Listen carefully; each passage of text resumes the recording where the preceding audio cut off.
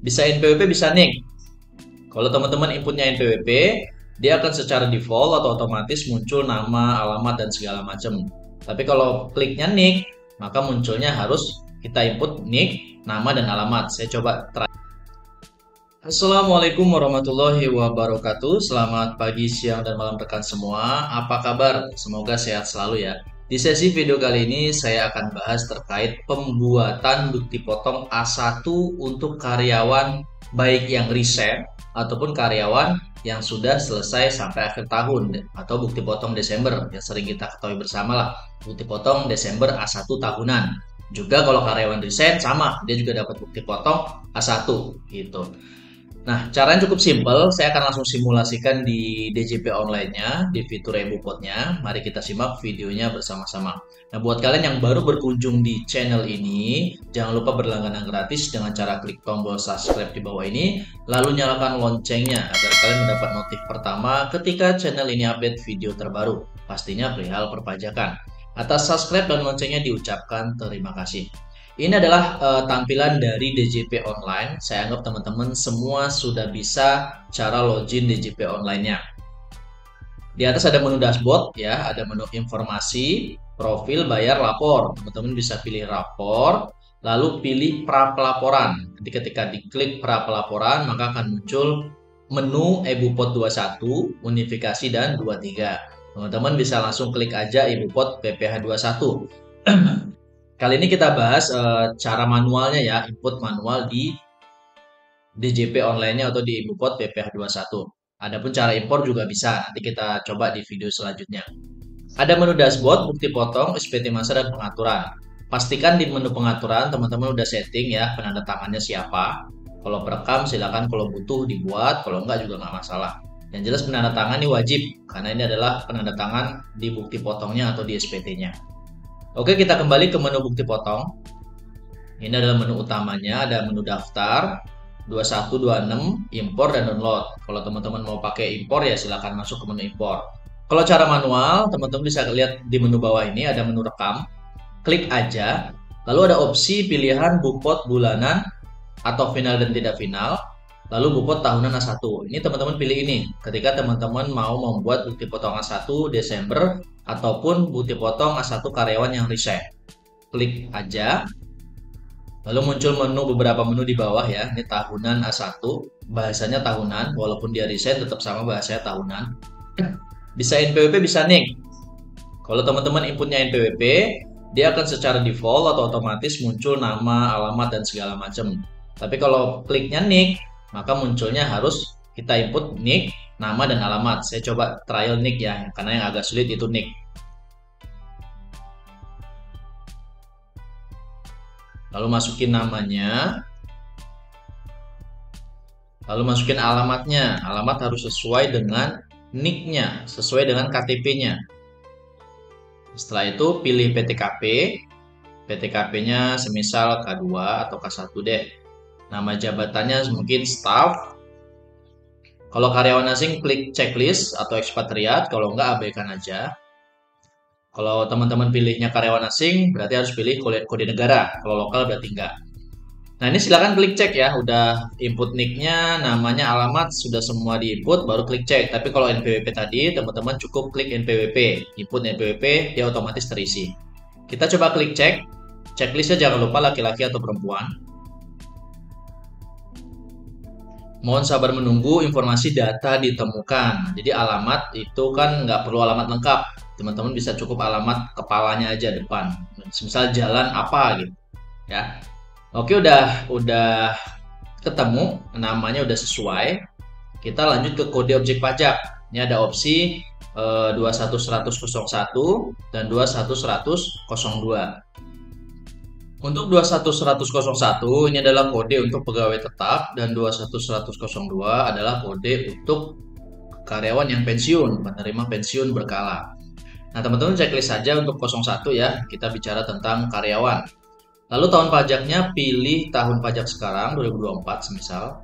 Semisal dia masa bekerjanya dari bulan berapa? Bulan 1 sampai bulan Mei, karena bulan Juni dia resign nih semisal, atau bulan Mei dia resign.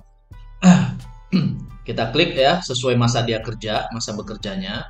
Lalu pilih scroll ke bawah, data penghasilan masa pajak terakhir. Ini masa pajak terakhir ya, berarti pajak terakhir berarti di bulan Mei-nya. Kita bicara Mei ini gaji terakhir ya, gaji terakhir di Mei. Dia brutonya 9-10 juta deh biar bulat. Oke, 10 juta di bulan terakhir.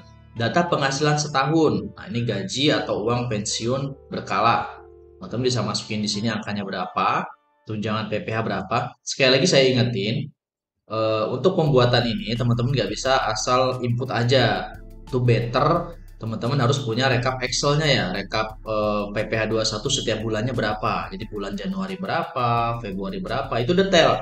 Net salary berapa, tunjangan berapa, naturanya berapa, BPJS-nya berapa. Jadi ketika kita buat A1 seperti ini, kita bisa tahu angkanya berapa. Tapi kalau kita nggak ada detail kertas kerjanya, kesulitan pasti untuk menginput angka-angka seperti ini.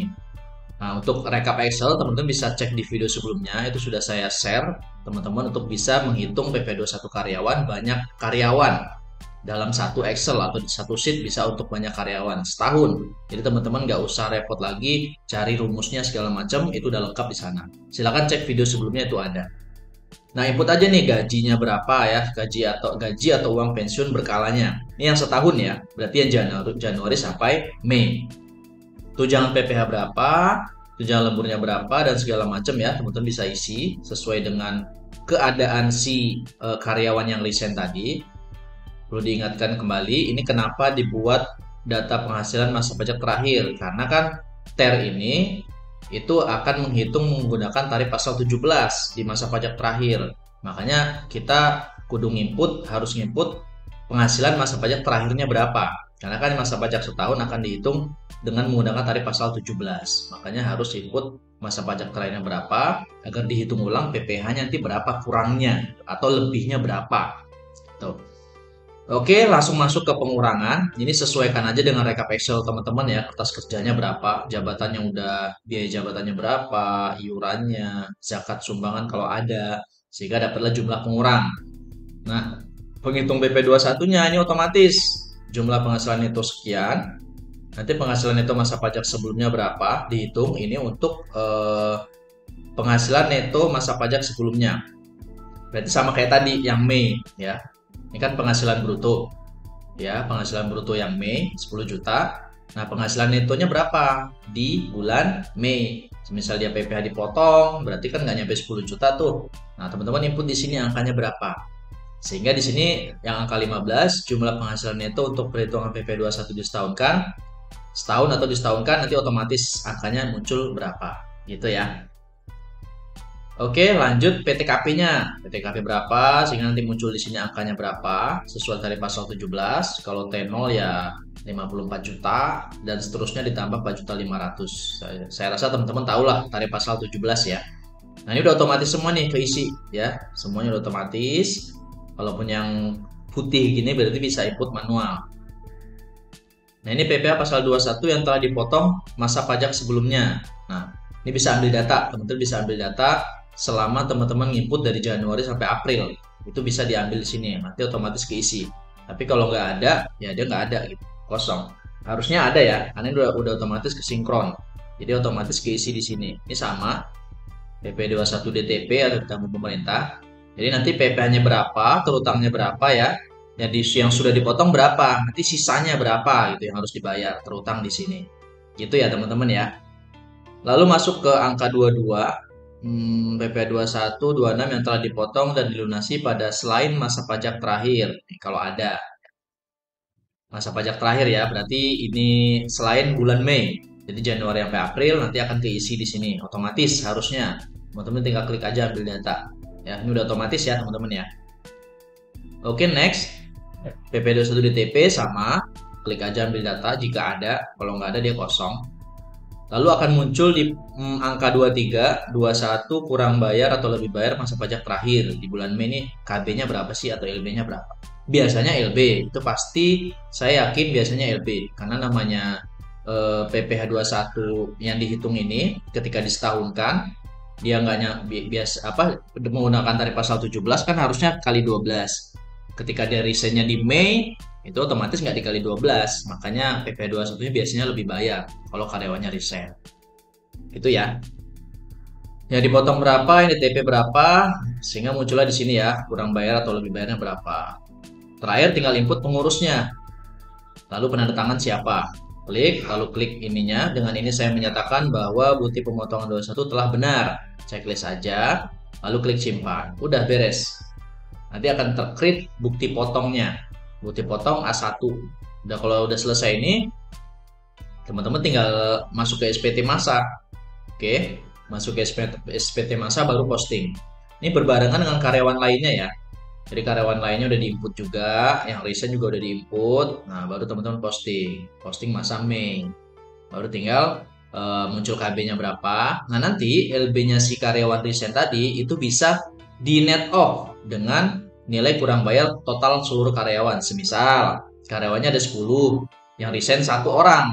Yang resign tadi LB-nya muncul 2 juta.